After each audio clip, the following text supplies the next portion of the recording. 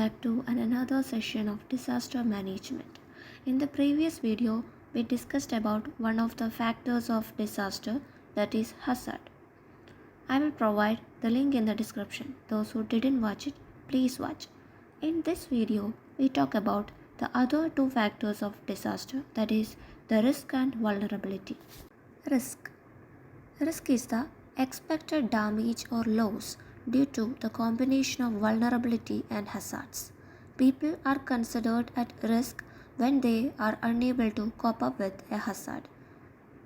Then here there is an equation, that is disaster risk is equal to hazard into vulnerability divided by capacity.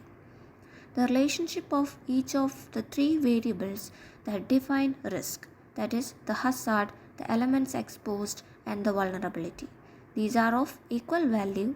Reducing any one or more of the three contributing variables will lessen the risk to a community.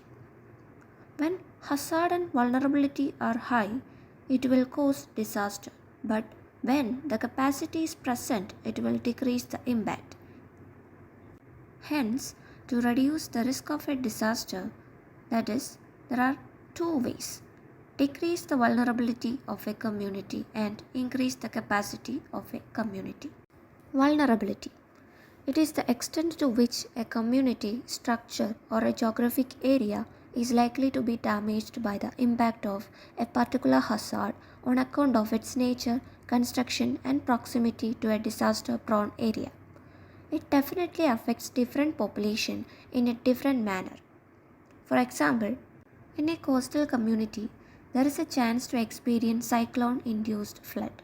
However, in the same coastal community, some families have strong houses that can withstand against the impact of floods better.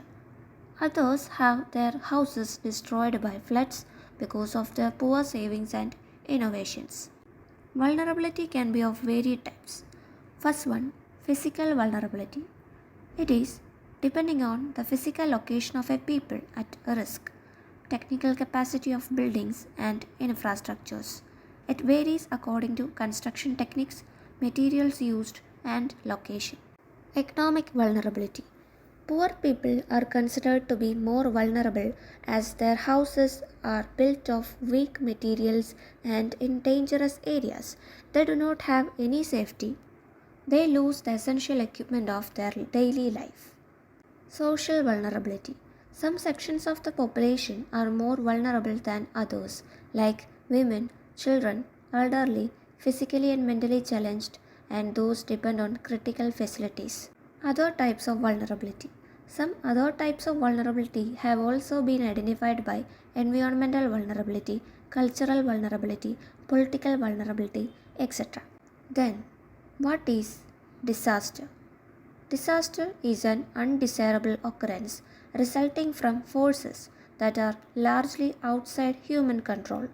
It is the result of both natural and man-made causes, causing severe damage to life and property. The next is the relationship between hazard, vulnerability, and disaster. A disaster happens when a hazard affects on a vulnerable population, making them at risk, causes damage and casualties. That is, hazard into vulnerability is equal to disaster.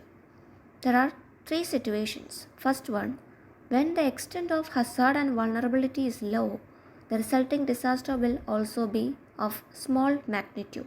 Second, when the extent of hazard is high but the vulnerability is low, then the disaster will be of small magnitude. And the last is when the hazard is very high and also the vulnerability is also high, then it will result in a huge disaster. If you are feeling that this video is helpful, please share to your friends and don't forget to subscribe.